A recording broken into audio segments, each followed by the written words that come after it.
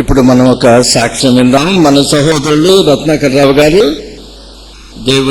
దేవ ప్రభు చేసినటువంటి మేలుల గురించి వారు సాక్ష్యం చెప్తారు.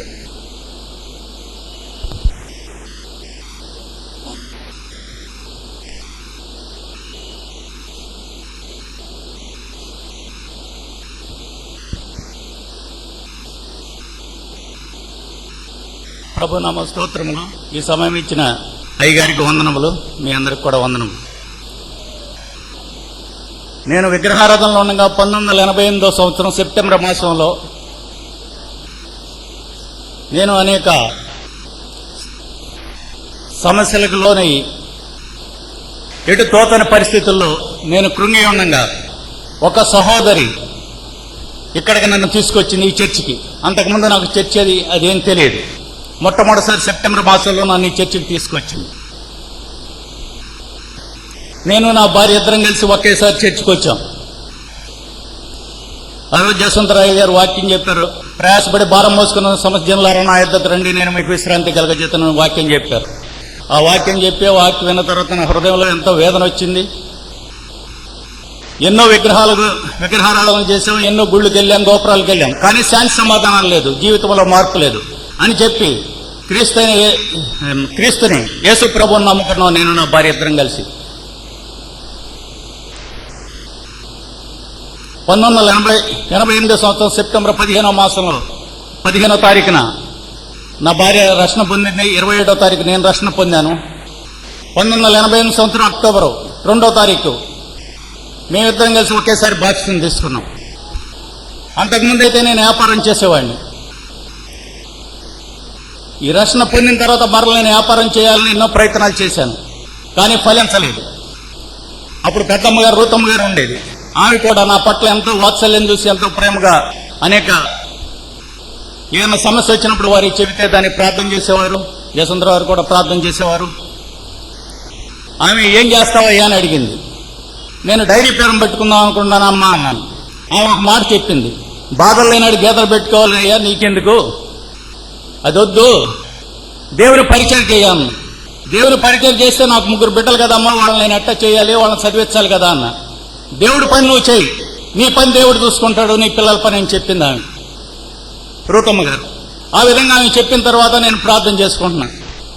1989, 90 మీటింగ్లో పరిచయం చేస్తుండేవాడిని. 91లో యేసుపాదం అయ్య గారు, జసవంతరావు గారు నన్ను పిలిచి ఇక్కడ పరిచర్య చేయండి అని నాకు ప్రార్థన చేసి పరిచర్య చేయమన్నారు. అప్పటి నుంచి దేవుని కృపను బట్టి ఇక వెనక్కి చూడకుండా ఇక్కడ పరిచర్య చేస్తున్నా. దాదాపు 20 సంవత్సరాలు మట్టి పరిచర్య చేస్తున్నా. ఈ 20 సంవత్సరాల్లో నాకు ఎప్పుడు ఏ విధమైన మనస్తాపం కలగలేదు. ఇక్కడ నా పని నేను చేసుకెళ్తున్నా, దేవుని అప్పచెప్పిన పని, దైవదాసులు ఏ పని చెప్తే దైవదాసులు చెప్పిన పని తప్పకుండా చేస్తున్నా. నాకే సమస్య ఏది ఎవరన్నా ఏమంటాం కానీ జరగదు. ఈ సంవత్సరం మే మాసంలో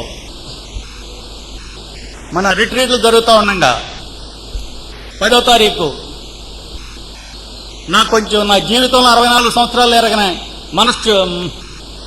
మనస్సంతా ఒక రకమైన వికలమైన మనక్షోభం జరిగింది నాకు. ఏదో లెటర్లే పెట్టి నేను ఒక రాక్షస ఆనందం పొందుతున్నానని అనేక రకాలుగా రాశారు. మరి వాళ్ళు ఎందుకు రాశారో నాకైతే తెలియదు, కానీ నాకు చాలా వేదన వచ్చింది. ఎమ్మడే యేసుపాదం అయ్య గారి దగ్గరికి వెళ్ళి, ఏంటి అయ్య గారు ఎట్లా వచ్చిందంటే ప్రార్థన చేద్దామని చెప్పారు. వారు అప్పుడు మీటింగులు జరుగుతున్నాయి. తర్వాత అర్ధరాత్రి 12 గంటలకు 11 గంటలకు 12 గంటల సేవకులందరి దగ్గరికి వచ్చి వారందరితో కూడా ప్రార్థన చేయించారు. నేను ఇంటికి వెళ్ళి నా భార్యకు కూడా చెప్పాల, ఆమె కూడా ఎంతో బాధపడుతుందని. శనివారం, ఆదివారం మరలా ఆమె చర్చికి వచ్చినప్పుడు ఎవరో చెప్పారు, ఆమె కూడా ఎంతో బాధపడింది. ఆ రాత్రి నేను ప్రార్థన చేసుకుంటూ ఉండగా నాకు యోబు గ్రంథంలో 11వ అధ్యాయం 15వ వచనం ద్వారా నాతో మాట్లాడారు ప్రభు.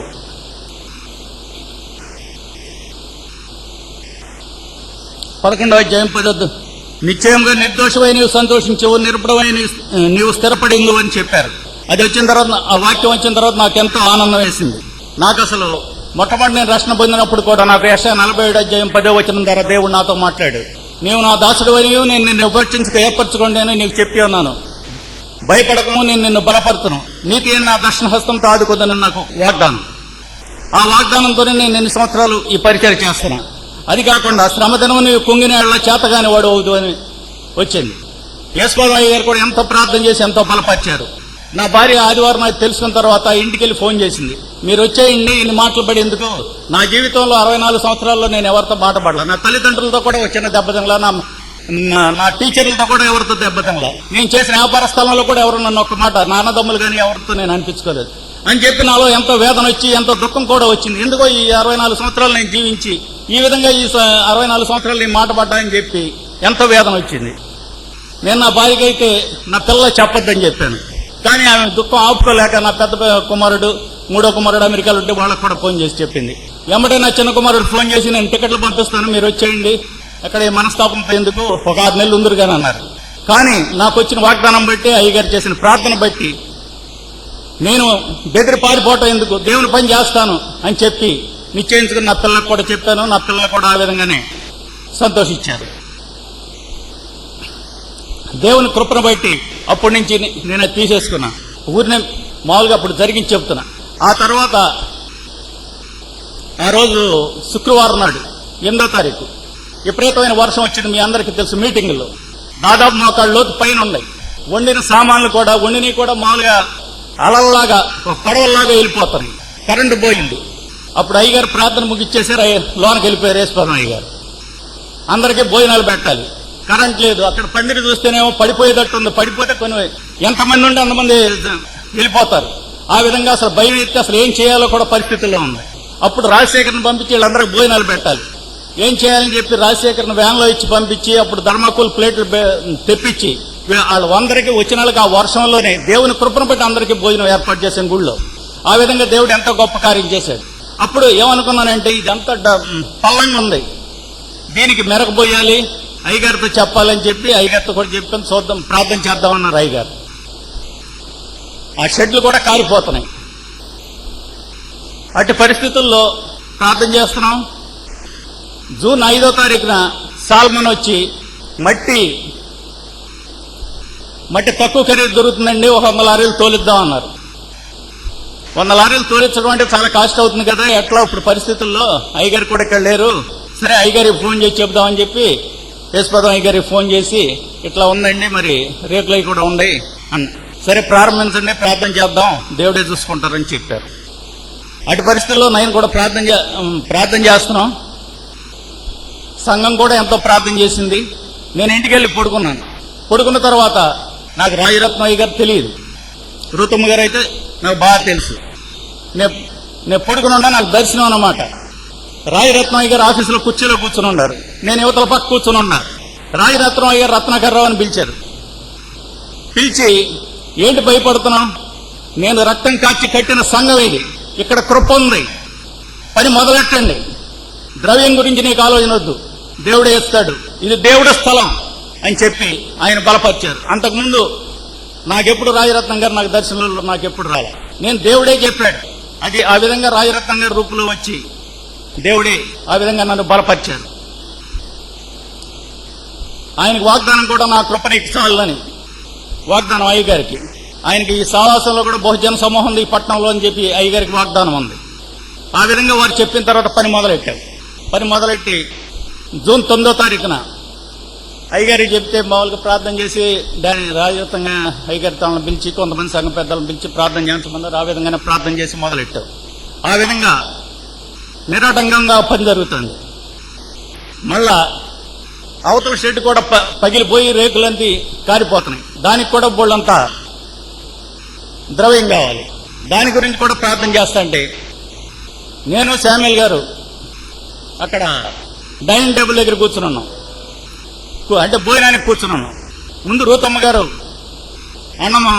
అన్నం బేసిని గుచ్చుకొచ్చి అన్నం పెట్టి, ఏంటి భయపడుతున్నారని ఆమె అంది. ఆ తర్వాత కత్తిని తీసుకుని రాజరత్నయ్య గారు వచ్చారు. సోదరుడు, నేను చెప్పాను కదా, ఇంకా నీకు భయం ఎందుకు, ఇది చెమట వచ్చి రక్తం కాచిన సంఘం, నువ్వు దేనికి భయపడొద్దు, ముందుకు కొనసాగండి అని చెప్పారు. చెప్పి ఎంతో బలపరిచారు. ఆ విధంగా నేను కృంగిన టైంలో అయ్యగారు ఆ విధంగా దర్శనం ఇచ్చి ఎంతో బలపరిచారు. ప్రభునామ స్తోత్రం. అప్పుడు యేసుపాదం అయ్య గారికి కూడా నేను చెప్పాను, ఇట్లా రాజరత్నయ్య గారు ఇట్లా ప్రార్థన చేసి, రాజరత్నయ్య గారు ఇట్లా దర్శనం వచ్చి ఈ విధంగా చెప్పారండి, ఇట్లా పని కొనసాగిస్తున్నాం అని చెప్పినప్పుడు ప్రతి పని అయ్యగారికి ఫోన్ చేసి ఇదిగోండి ఇంత జరుగుతుందని వారికి చెప్పి వారి సలహాలతో ఈ పని అంతా చేస్తున్నాం. ప్రభునామ స్తోత్రములు. నాకు 3 కుమారులు. ఆ 3 కుమారులు కూడా ఇక్కడే రక్షణ పొందారు, ఇక్కడే బాప్తిసం తీసుకున్నారు. నేను వాళ్ళ వివాహ సమయాలు వచ్చినప్పుడు ఎంతో మంది నా సహోదరులు కానీ బంధువులు కానీ, నువ్వు ఎవరిన విగ్రహారాధనలో చూసి ఆ పిల్లలతో బిడ్డలు పెళ్లి చేయమని చెప్పారు. అంటే విగ్రహారాధన పెళ్లిళ్ళకి అట్లా వాళ్ళ దగ్గరికి వెళ్తే ఆయన ఎక్కువ కట్నాలు వస్తాయని చెప్పి నా సహోదరులు కూడా ఎంతో చెప్పేవారు. కానీ నేను నా భార్య దేవుని తెలుసుకున్న బిడ్డలే నాకు కావాలని చెప్పి ఎంతో ప్రార్థన చేశాం. ప్రభు కృపను బట్టి నా 3 కోడళ్ళు కూడా విద్యావంతులే, దేవుని తెలుసుకున్న బిడ్డలు రక్షణ పొందిన బిడ్డలే వచ్చారు. ప్రభునామ స్తోత్రములు. ఆ 3 కోడళ్ళు కూడా నన్ను నా భార్య తల్లిదండ్రులు వెళ్ళే చూసుకుంటారు. ప్రభునామ స్తోత్రములు. నేను 93వ సంవత్సరంలో మన విశ్వాసుల కూటంలో ఒక వాక్యం విన్నాను. మలాకీ గ్రంథంలో 3వ అధ్యాయంలో, ఈ జనులందరూ నా యొద్ద దొంగిలించుతున్నారు, మీరు శ్రాపగ్రస్తులై ఉన్నారు. నా మందిరంలో ఆహారం ఉన్నట్టు 10వ భాగం అంతయో మీరు నా మందిరంలో నిధిలోనికి తీసుకుని రండి. దీన్ని చేసి మీరు నన్ను శోధించిన నేను ఆకాశ వాక్యంలో విప్పి పట్టదాలంత విస్తారమ దీవులను కుమ్మరించదనని అప్పుడు ఆ మీటింగ్లో చెప్పారు. అప్పటి నుంచి నా బిడ్డలకి నేను అదే చెప్తాను, మీరు దేవుడికి ఇచ్చే దాంట్లో ఏం లోటు చేయమాకండి. మీరు ఎక్కడుండా ఏముండా ఈ సంఘాన్ని మర్చిపోవద్దు. ఈ సంఘం మీకోసం ఎంతో ప్రార్థన చేసింది అని చెప్పారు. ఇవాళ కూడా నా 3 బిడ్డలు ఈ సంఘం అంటే ఎంతో ప్రేమ.